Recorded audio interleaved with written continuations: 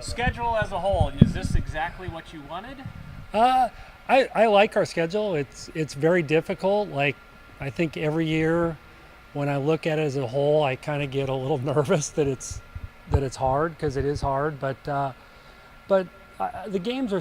I also look at how the games are spaced, and how many home games you have and who you have on the road, and so from that standpoint, and what we have returning, I think it's a good schedule. I mean, it'll be a little nerve-wracking if we don't get off to a good start. But I really believe that it'll challenge us. It'll prepare us for our league, for sure. Did you take into this year's start into formulating next year's schedule? Because you guys didn't get it off to the start Right. that you wanted.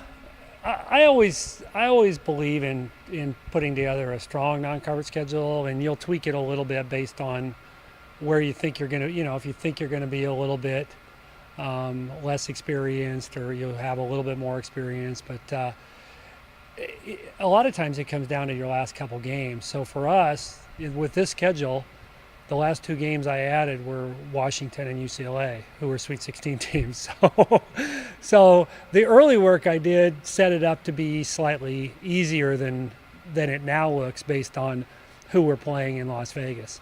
And you do that to say, hey, let's see what these guys are made of here, because I know Florida State's on the back end. Sure. So that's a pretty formidable schedule. Yeah, I mean, we scheduled Washington and UCLA because that's who they told us we were going to play when we went to the Vegas tournament, and I was kind of out of options. But I also think that sometimes you live with what you get at the end of scheduling, and it'll be fine. I mean, Florida State is going to be a super challenge. They were an Elite Eight team, but they have a Nebraska kid on their team, so they wanted to come here. So that was a no-brainer as far as saying yes to them, and then we'll return the following year. But it's tough. I mean, I looked, 5 of our last 6 non-conference opponents were in the top 45 of the RPI last year. So that stretch is, going to be really difficult. But again,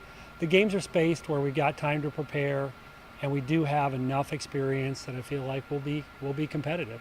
And you got to think about that RPI when you're thinking, hey, should we not win the automatic bid? This is going to help us come. So, I mean, that's part of the deal, right? Correct, yeah. I think you definitely want to give yourself – I've always felt like the more chances you give yourself for quality wins in the non-conference, the more likely you are to get them. Mm-hmm. I mean, if you only give yourself 2 or 3 chances and you strike out on those 2 or 3, then you're regretful at the end. So if you give yourself 6 or 7 or 8 chances, and then the key is not to necessarily schedule,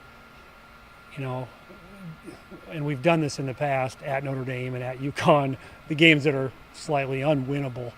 you want them to still be winnable. Like I said, the more chances you have for a good win, the more likely you are to get a few of them. You've been doing this for a long time. Is it different now, trying to schedule Creighton in the Big East as opposed to people taking your calls Creighton in the Mo Valley, or is it the same? I think one benefit of leaving the Valley has been that we've been able to schedule Valley teams in our non-conference. We've got Wichita, Drake, and Northern Iowa, and Drake and Northern were both in the NCAA tournament and have been historically good teams. They're easy trips for us, so that's been great. And then South Dakota State's got a great program, and South Dakota has really elevated their program. So there's really 5 games that we're probably going to keep playing.